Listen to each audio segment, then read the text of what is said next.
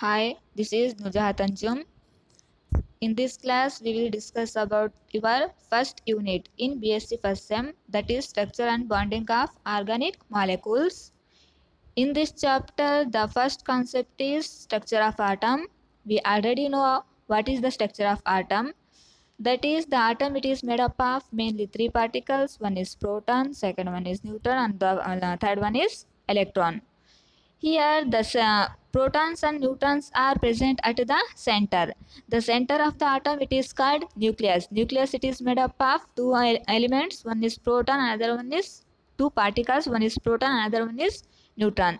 The proton it is positively charged particle, and neutron it is electrically neutral in nature. And the third one, electron it is electrically negatively charged particle. Here proton and neutron are having unit mass, but electron it is negligibly less mass. It have very less in mass. Sometimes we neglect the mass of the electron in the calculation. It is come in the physical chemistry part. In your physical chemistry part, this is about the structure of atom. This is the basic concept what you already know about it. The next point is cause of bond formation. Why bond will be formed? This concept was first proposed by Lewis and Corsell. It is this is based on the electronic structure of the atoms. We already know the electronic structure of atoms. What is the electronic configuration? The electronic configuration of the atoms is written by their atomic number, correspondence to the atomic number. For example, we will consider hydrogen, then its electronic configuration is 1s1. For helium, it is 1s2. Like this, the electronic configuration of atoms will be, we can write. Now, we will discuss about the inert gases or noble gases. You already know the what is inert gases or noble gases. The inert, the name itself shows they are chemically inert. They cannot be combined with other atoms or elements to form any other compounds. But nowadays, some inert gases like xenon can forms the compounds also. But in previous, but majority of the these elements inert gases cannot be forms the compounds with other atoms. They are stable. They are assumed to be stable because they are having completely filled outermost orbit. That is, they have either 2 electrons or 8 electrons in their outermost orbits. But other than these elements, other than the inert gases, other atoms are having incomplete outermost orbits. They are having incomplete electrons in their outermost orbits. Hence they are attained to the stability. They are combined with other atoms or elements to acquire the 8 electron rule, to fulfill their outermost orbit by sharing of electrons or by complete transferring of the electrons. They forms a bond between the other atoms to gain the stability, to acquire the inertness. Now we will discuss about the types of bonds. There are many types of bonds are there. Basically, we will divide three types of bonds into three types. The first one is ionic or covalent bond. Sorry, electrovalent bond. The second one is covalent bond. And the third one is coordinate bond. What is ionic bond? Ion. Here two ions, one positively charged ion, another one is negatively charged ion. They combine each other and to form a molecule or a compound. Then what is the meaning of ionic bond? Ionic bond, here the electrons are completely, electron it is completely transferred from one atom to another atom. The valence electron or electrons which is completely transferred from one atom to the another atom. By this method a bond will be formed. It is called ionic bond. NaCl, it is the best example for the ionic bond. We know the what is the atomic number of sodium. Atomic number of sodium is 11. That is 1s2, 2s2, 2p8, 3s1. This is the number of electrons. Total 11 electrons are there in sodium atom. Here the one electron present in the outermost orbit of the sodium, there is only one electron is present. If we remove that one electron, then the sodium gains the gains its outermost orbital is 8, that is inertness. It acquires inertness by completely transferring one electron. That is, here the one electron which is present in the sodium, it is completely transferred to the chlorine, because in chlorine there is one electron is less to acquire the 8 electron rule, to acquire the 8 electrons in its outermost orbit.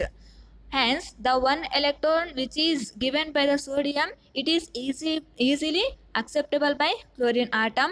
And here, in the final result is the sodium which is become positively charged because it gives one electron, and chlorine which is become negatively charged because it gains one electrons, and both are having the outermost 8 electrons in their outermost orbit.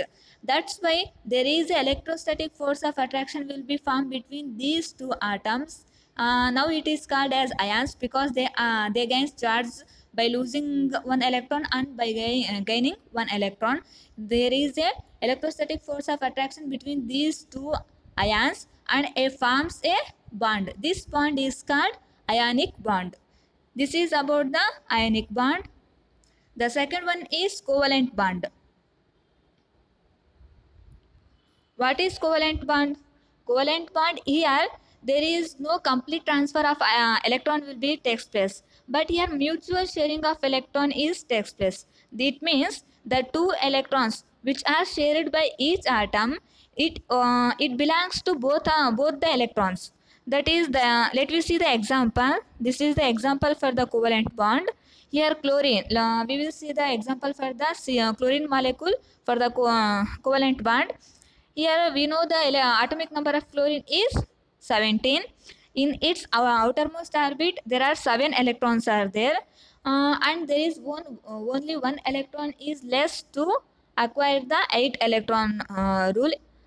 Now here another chlorine atom, it is also having the same 7 outermost electrons in their valence orbit.